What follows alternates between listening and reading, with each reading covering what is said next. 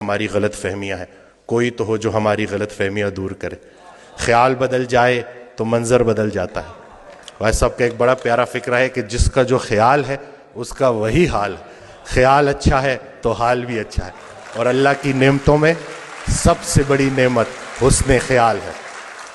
یہ اس دن بھی میں ڈیٹیل میں نہیں جاؤں گا، پیشنٹس ہوتے ہیں، لیکن میں ان سے اجازت لیتا ہوں کہ ان کا یہ جو آپ بیتی ہے وہ میں لوگوں سے شیئر کروں تاکہ لوگوں میں امید بڑھے. ایک خاتون میرے پاس آئیں، کچھ ان کے ساتھ بڑی زیادتیاں ہو گئی تھیں اور وہ دل میں نفرت لیے بیٹھی تھیں، اور جس کے لیے نفرت لیے بیٹھی تھی وہ فوت ہو چکا تھا. تو جب میرے پاس آئیں انہوں نے گلے شکوے کیے، تو میں نے کہا کہ حضرت واصف علی واصف رحمۃ اللہ علیہ ارشاد فرماتے ہیں کہ اگر اللہ قیامت کے دن تم سے پوچھے کہ پہلے کس کو جنت میں بھیجوں تو تم نے اس کا نام لینا ہے جس کو تم نے جہنم میں بھیجنا. ایک مہینے بعد جب لوٹ کے آئیں تو انسان بدل چکا تھا، چہرے پہ رونق، آنکھوں میں نور. تو مجھے کہتی ہیں کہ ڈاکٹر وسیم جب میں یہاں سے اٹھ کے گئی پہلے تو میں گھر کی طرف جا رہی تھی، مجھے آپ کی بات ہضم نہیں ہوئی، لیکن پھر میں نے گاڑی موڑی اور میں قبرستان چلی گئی. اور میں اس کی قبر کے سامنے کھڑے ہو کے میں نے کہا کہ جو تو نے میرے ساتھ کیا معافی کے قابل نہیں ہے، لیکن جا تجھے اللہ کی رضا کے لیے معاف کرتی ہوں.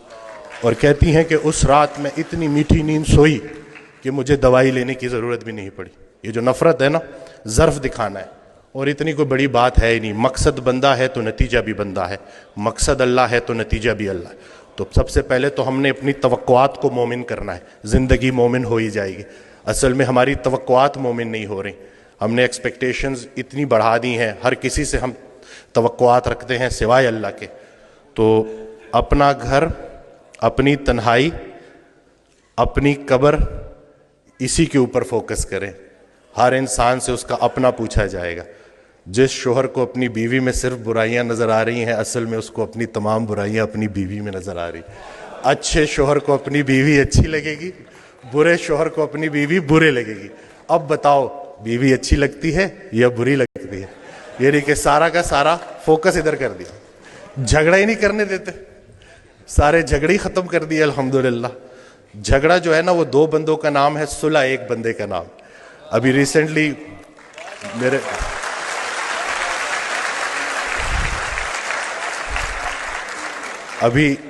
میرے ساتھ ایک واقعہ ہوا. میں گاڑی ریورس کرا تو وہ برانڈ نیو گاڑی تھی، وہ لگ گئی. وہ پیچھے سا غلطی میری تھی، تو میں اترا تو وہ بڑے غصے میں میری طرف آئے.